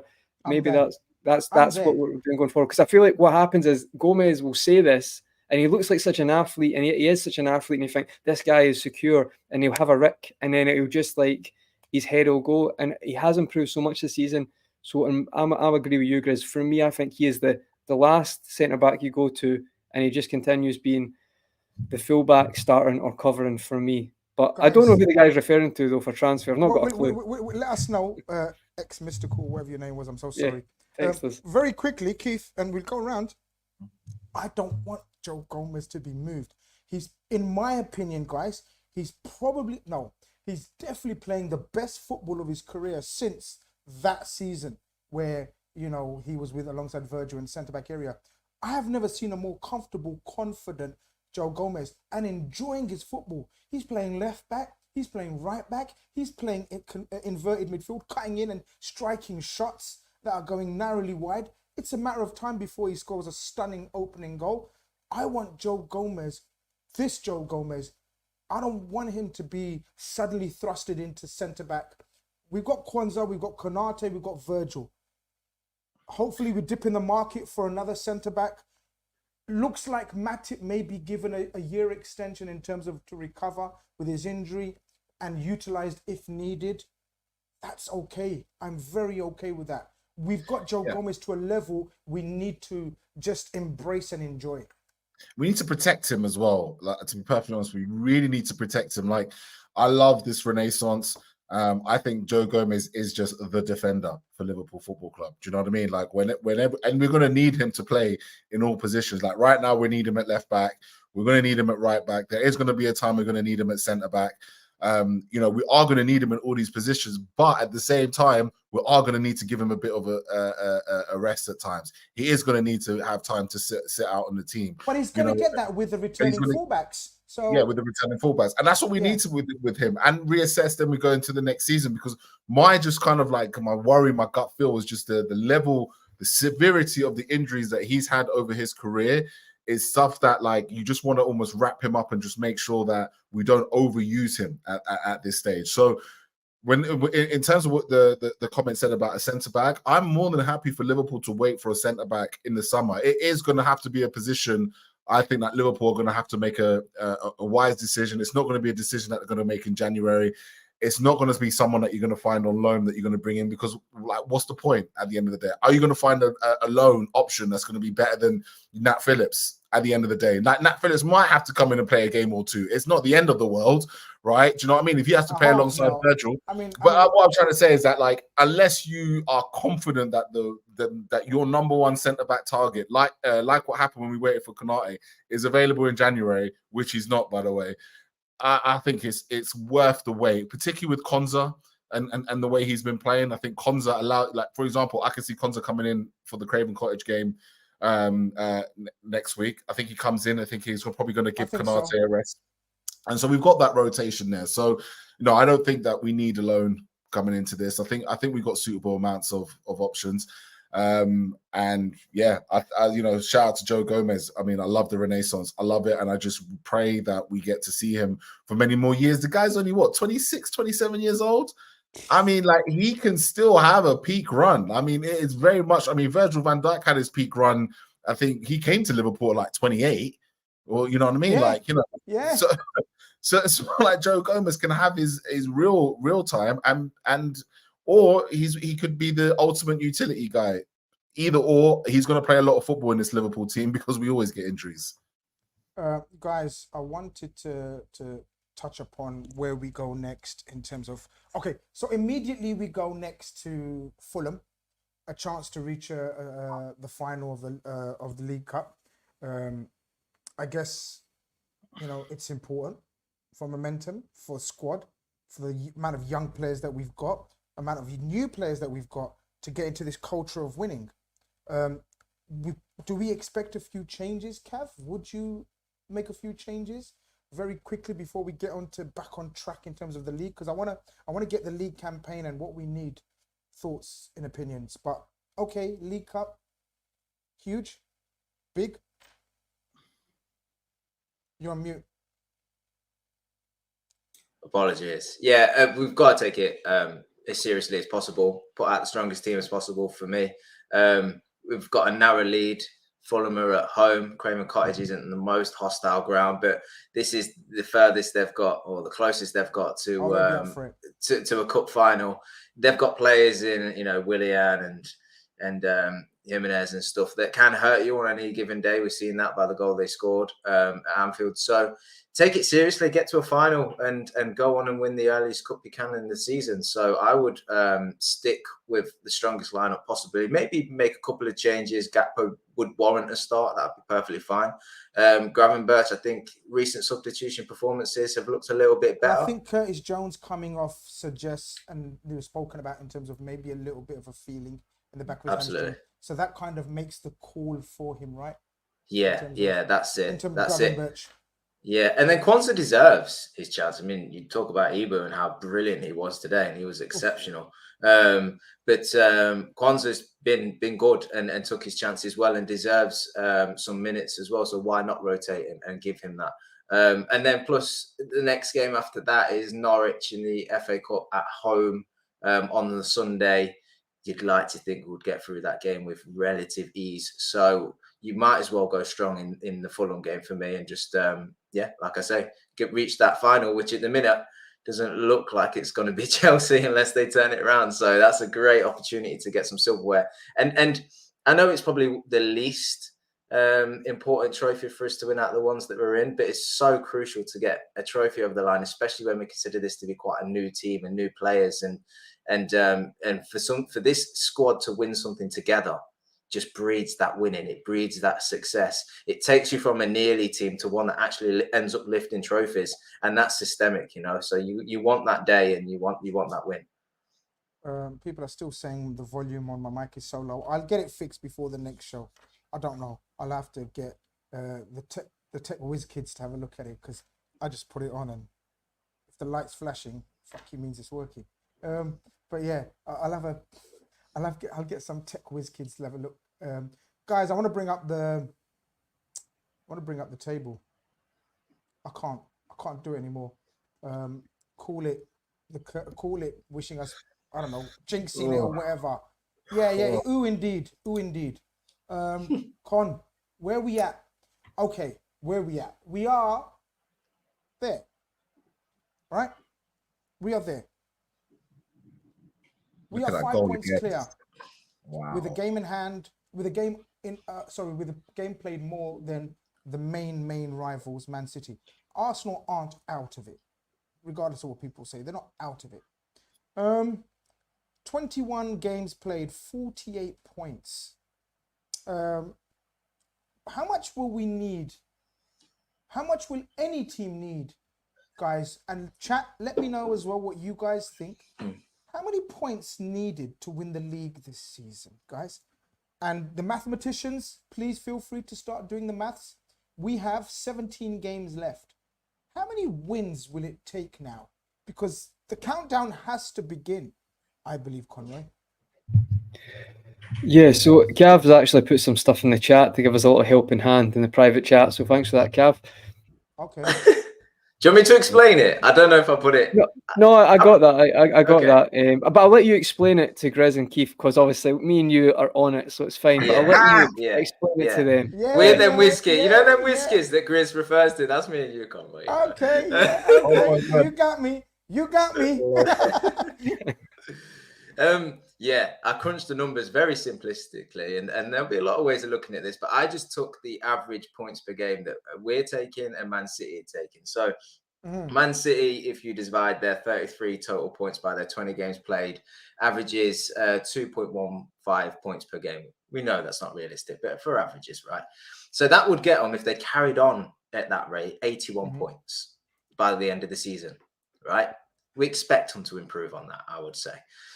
Liverpool was averaging about 2.28 points per game, which would get us 86 points. So if you looked at it continuing the trajectory that we're on and the points per game that we're getting and the wins we're getting and what have you, Liverpool reaching mid-80s, 86 points, would probably win them the title at this stage if everything remained equal, which to get to that points total where we find ourselves at the minute is 12 more wins, assuming you lost all the other remaining games. So we expect Man City to improve. We expect Man City to have a better result. What are you doing? Better results for their remaining games than their prior. Okay. But if they got the same results as they've been getting up to this point this season, mid-80s looks like it would win you the league. And you know what? And it's so interesting. You did the averages. I was looking at this last like 5 seasons, and City. Oh, you done research as well? Yeah, I've done research as well. I'm the dumb kid here only. Okay, sorry, so you guys know what you. Okay, no problem. I looked at it. I like the 86 shout, and the reason why I was looking back on it, and the league winners in 2021 and 22-23, which was Man City on both, lost around like 5 games. They lost 5 games in last season, and they lost 6 games the season before. And if we're looking at the league table at the moment, arguably, it's going down that trajectory, right? City have already lost 3 games. Arsenal have lost 4 games. Aston Villa have lost 4 games. The issue that Liverpool have at the moment, the biggest thing that's a glaring thing at the moment is the draws. Right. We have got 6 draws already, right? I think only Brighton and Palace. I think Palace have the same amount. I think only Brighton have more draws than us. Even though we've only lost one game, we do draw. We've kind of moved away from the draws a little bit. But that's my only slight concern because when City did win the league and they lost 5 games, they only drew five times, or they drew or won 6 times. So what another thing that Cav, it's really interesting him saying this is it took about what we're saying here 12 wins. We're saying 23 wins. I reckon it will be about 23 to 26 victories this season will win you the league. It's not going to be a 99-point season. Absolutely not. I think it's way too competitive. What's the maximum us and Man City can get? Can someone let me know if these lot are slow? What's the maximum? We can get 99 still. If 99. We won the 17 remaining games, we would get 99. Jesus, that's that easy, Cav. Just win the 17 games. Job done. That's your answer. Look, guys. Chuck your calculators away. Just win 17 games. That's it. Done. But let's try to be, as we always try to be on this channel, not delusional, not overreactionary. Let's try to be realistic, right? Now, Cav's opening algebra suggested, right? Simplistic to me is algebra, right? You worked out that we potentially, if we continue at the rate of points gathering that we're doing, we end up with 86. Mm-hmm. What do City end up with if they continue at their rate? 81. But that's not recent. That's not like, if you take City's last couple of seasons, guys, they finished much better though. So like that's what I was about to say. They're going to be better than that. That's what I'm about to say. So we have to stop a 5-way swing in expected points, or a continuation of expected points. Mm-hmm. If we're saying 86 points, right? That means 11 more wins. Is that what you said? 12 more wins. 12 more wins out of 17 games, Connery. Where are you with that? I'm more to I think the chat someone said 88 to 90. I feel that way because I just feel that when City get going, and it's not just De Bruyne, because they have the whole full team's been playing pretty well, and they do end seasons. When they get behind someone, they can put the gas on. And I think we need to expect that to at least a certain level, maybe not the insane levels that both of us have went to, but I just feel like they will do that. So for me, I'm going to be more 88 to 90 points. I'd say 90 points. I think if you can get to that, you win a league. That's what I think. How many wins is that? So that'd be 2 more wins? What 2 wins and a draw? If you said 86, is that right? Forget the draws for now. So that'd be 14 wins. 14 wins. So 14 wins out of 17. 25 wins. Us. Keith, stop confusing us. 14 wins out of 17. Right. 29 wins. You're saying 29 victories, basically. No, stop going back to the ones we've already got. We're talking about 17 games left, 14 wins out of the 17 games left. Yeah, simplistic. Keeps at. We've got 25 more games left. Sorry. I'm adding what we've already done. Sorry. What? Here's a question, though. Here is the question of all questions, though. What happens if Liverpool do not win the league by 1 point? And their only defeat of that season is Tottenham. No, we don't want to do that. Oh, you took it there. What I would just add though, guys, see the way the fixtures are lying this year. I'd said this earlier. I think the way they're lying, it's like we've got Chelsea in the league next. It's Chelsea at home, then Arsenal away, and then us getting something at Etihad, as we said, laying a glove on City could be massive because obviously we're playing them at Anfield. And I think we will be confident we can win that game, or at least draw with them. That will stop them winning, obviously. So I think the way the fixtures are landing for that this year, I think if we can get through Chelsea at home and Arsenal away, huge. That's massive because we all respect City. Let's not be silly. When it comes to football and City are at it, if we had to play in the Etihad in that run-in, I'd be a little bit, that could knock our confidence. I think the fans at Anfield can really, really make that a huge game. So these next 2, I know we keep saying that these games are massive, but I think just the way the fixtures have failed this year, we could be in an unbelievable position in a month's time. Not to get everyone so excited. No, I think it's time to get excited, honestly. Whether we win it or don't, we know we've laid out the bare stats and facts for you guys. 14 wins pretty much ensures us the league.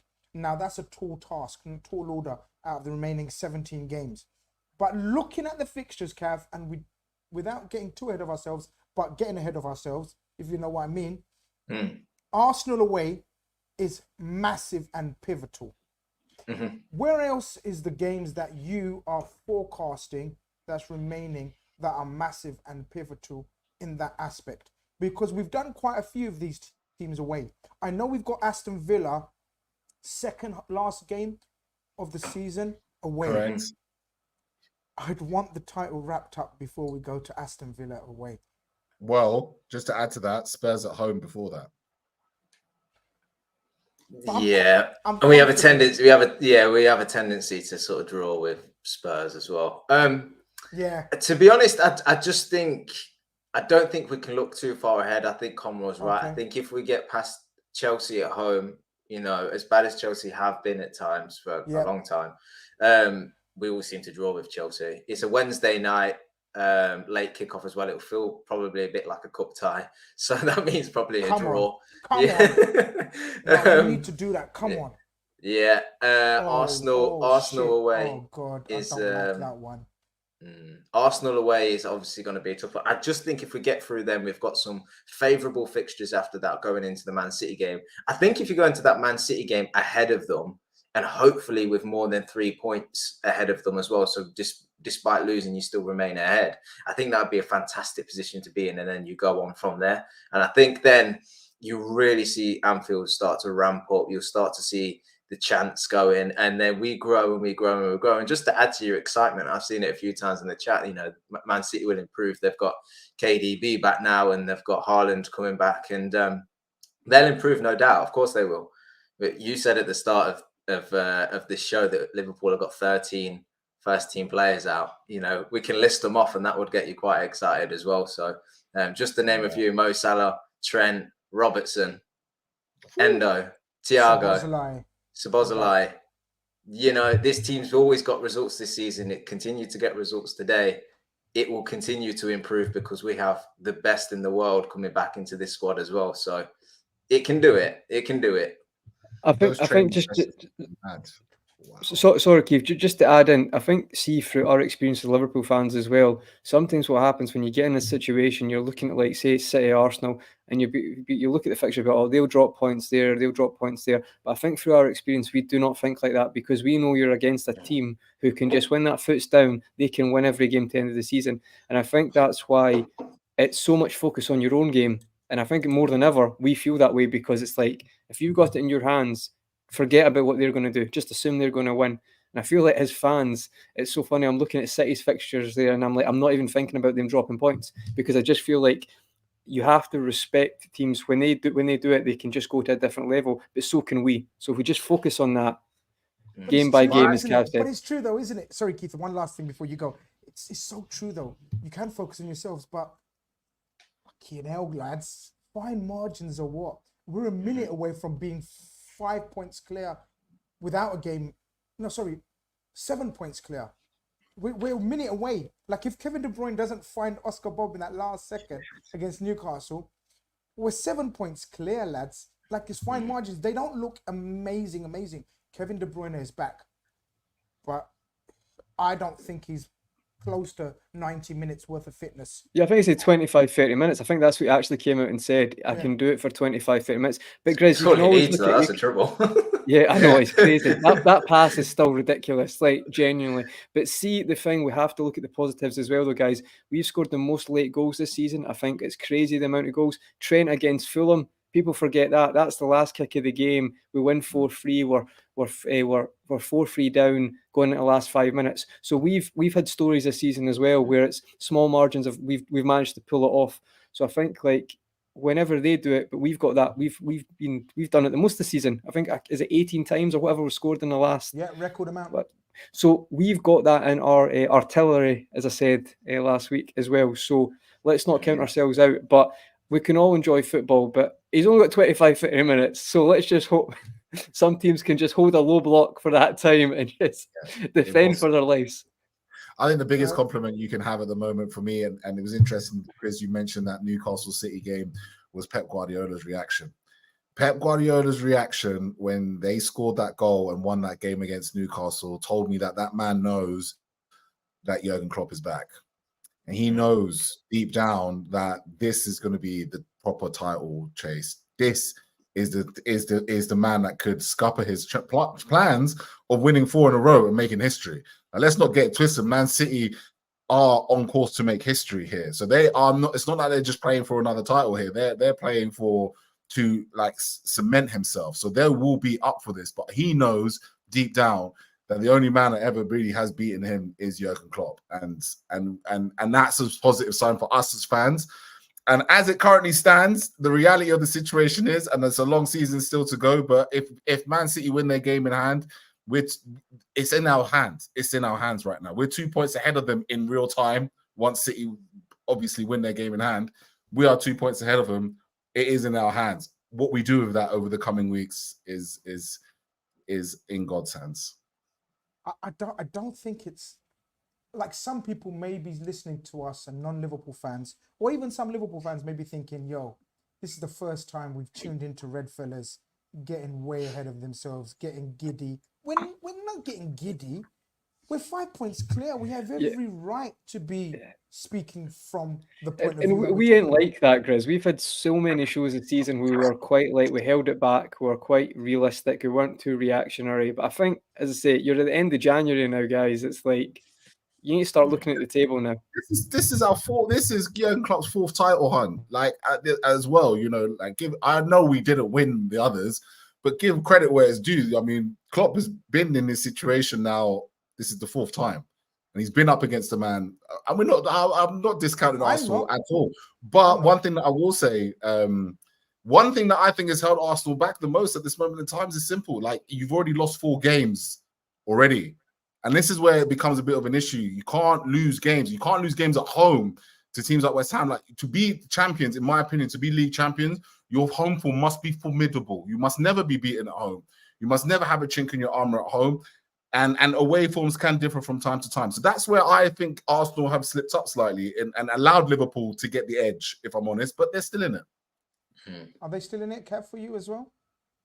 Is it just a 2-horse race? No, they are still in it, but I will only ever look at Man City because despite Man City not playing well this season, and I'm sure their own fans will be disappointed as how they start the season, they're 2 points off the top. They'll still take that.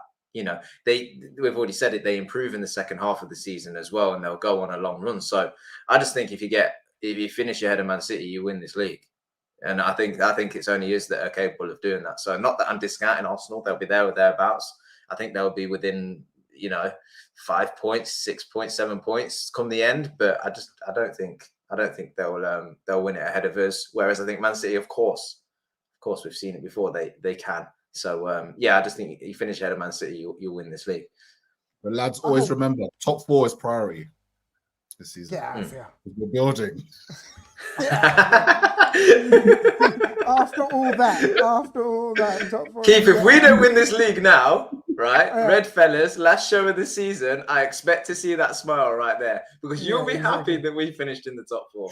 Hey, I needed to give us an out. Do you know what I mean? Because we'll get clipped up to high heaven. Going into like No. Listen, as I said, I don't think we've been over the top in terms of our forecasting, in terms of our looking ahead. We know Man City, 17 games, we know they're going to win 15. Let's just assume that, right? Is that a fair? Look, I don't think that's a fair assumption because I don't think they're that team, and I think this league's much closer. But even if we gave them the benefit of 15 or 14 wins out the last 17 games, it still gives us a bit of leeway according to the maths that Cav's thrown at us. It still gives us a bit of leeway to drop a few points in a few games. But I think that game at the Anfield Stadium is like... It's because they've got the know-how, Grizz, haven't they? We've got some players, but their squad has just won a treble. There's not been that. There's a few new faces. We've got our big characters need to step up. They need to step up, though. But we've got them as well. They can step up. I absolutely hear you, Conroy. And seasons gone by, there would be no debate in terms of they've got the know-how and the players. But players like Mahrez, Gundogan, Sterling, Who else left? Gundogan was key last season towards the Mahrez end. and Gundogan were there, Gravenberch and whoever comes off the bench for us. Do you know what I mean? Like, you know, we've always got two players that come off the bench. Like if it's a Gravenberch or Gakpo, when Mohamed's here, you know, Mohamed Salah, Nunez and Diaz starting, or whoever the three are starting, we always have two wild cards that come off the bench. Mahrez and Gundogan were that for them. They haven't got the same in that sense and aspect. So I think it's fair and logical to assume they won't be that Man City, which are totally just, okay, it's January, now we win 16 games out of 17. You know, I think... No, I think that's fair enough, Chris. The one thing I would say that Liverpool's mentality and the fans' mentality is the same when we go on a run-in is draws are useless. Yeah. Like, and Man City are the same. Man City will rather lose, not rather, but they would go all out to win a game instead of drawing it. And I mean all out, like leave one defender back. They will do that. But I think we have that mentality as well because we have learned the hard way that in a title run, it's just that mentality of wins. Whoops. Is it me or have we lost Con? Nah, I think it's Con. All right. I mean, he's right because when when we went for the quad, we drew 8 times. 8 Yeah, games. but we've drawn 6 already. I know. Sorry, Con, you're you're back now. Finish off what you're saying. Sorry. You're back, Yeah, Con. no, that's what I was just going to say. I think I know what you're saying this season, Keith, but I felt like that title run. I think we drew a lot of games, especially against the top six rivals. I feel like we are hitting a bit of performance form now that I think we might be able to make up for that in those games when we finish the second half of the season. Like United at home was a draw. I feel like we can make up for that at Old Trafford. Maybe that's going against what I usually say.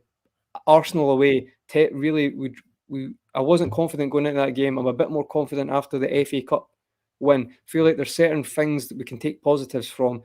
And I do think Grizz is right overall. It's not the same team, but they do have that mentality, but so do we. And I just think, as you said, see like Arsenal losing to West Ham at home 2-0 in a flat game. You can't have performances like that against Man City. They just, when they get going, they just don't stop.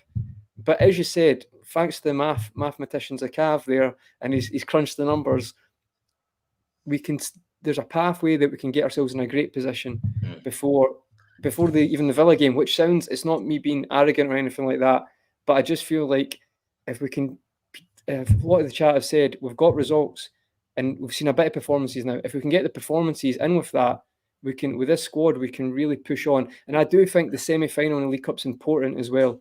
Not to go all Mourinho on it, but Mourinho came to Chelsea. We lost 3-2 in that final, and then they went on to win the league that year, that Chelsea 04-05 team. Yeah, it was 04-05. Getting this full squad with the new members a trophy, I think, can be huge for us to crack on. Do you know what? Just to add, I think that so far, this has been Klopp's best performance.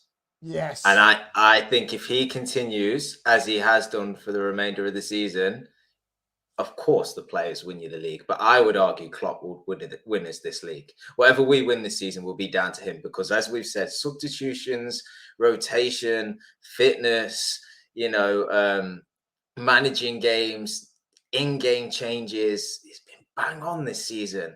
And we've seen Klopp before be the guy that's a great man manager. He's still got that, right? Created a system. He's done that again this season. But he's dragged us over the lines with a lot of things just by getting the crowd lifted, just by shouting on the sideline, being enthusiastic, getting everybody fired up. That's still yet to come. At the minute, he's tinkering so well. And I just think been excellent. You're spot on. He has. As long as he remains tactically brilliant for the remainder of the season, when we really get down to that final few yards and he starts doing the fist pumps will hit harder and he's raising his arms to Anfield and stuff, and we start to get that momentum and that noise inside the crowd, I really think this guy is having his best season yet. And I think that's what will win us this title. People, thank you very much for tuning in today. Hopefully you've enjoyed that as much as I have, as much as Conroy has, as Cav and Keith. And of course, Evan had to stop the bus. The conductor finally caught up with him. He hadn't paid for his ticket, so he got turfed off the bus. But big up Evan as well. We've done a man of the match poll very quickly. not even honourable mentions. Conroy, man of the match. For me, listen, Jota, just for the assist and 2 goals, but Konate was amazing, but Jota for me. Keith Cross. Yeah, I'm going with the Mac Daddy, Alexis McAllister. I thought from minute 1 to minute 90, to I think he played the full game. Yeah. Yeah. Brilliant. Absolutely brilliant. Made sure that game didn't turn into something of a South Coast wind turbine, whatever word I want to use. Affair. Shout out, Mac. Cav. Konate, no doubt, absolute beast. I love it. Absolute that beast. shows you that everyone was brilliant. Yeah, I love it. The chat seems to think Jota 43%. Maka finished second with 38%, so it was very close out of them two. I could have given it to Ibu. I could have given it to Maka. I would have loved to give it to Maka. Nunez is a shout, not mentioned in there. Jota was magnificent. I'm going to give it to young Connor Bradley. I just think he was magnificent. Energy, tenacity, kept a clean sheet, up against a very tricky winger in Sinistera, highly thought of. Started off a bit, he might terrorise, he might target him. Looked after him very nicely. Instead, dominated him on the outside near the end. I'm going to give it to Connor Bradley. You can give it to who you want. Everyone's a winner, baby, especially when Liverpool win. Redfellas is our winner. Don't forget our sponsors, our channel sponsors. Go and check them out. They are. Go and check them out. yourfutcard.com. Use the code REDFELLAS for all your banners, prints, flags, whatever you want made. Mention us, REDFELLAS. You get 15% off. They're top quality website. Go and check them out. Guys, smash the like if you haven't already. If you've forgotten, if you've been so engrossed in our insight, in our chat, and you forgot to hit the like button, here's your chance to do it now. We'll be back for a preview for the semi-final. And then we will look forward to the post-match. And then we go again next week. Oh, FA Cup. Oh, another trophy that we need to target. But we will be there. We will be there. Take care, people. Love, peace, tranquility. Welcome to the Half Space Football Show.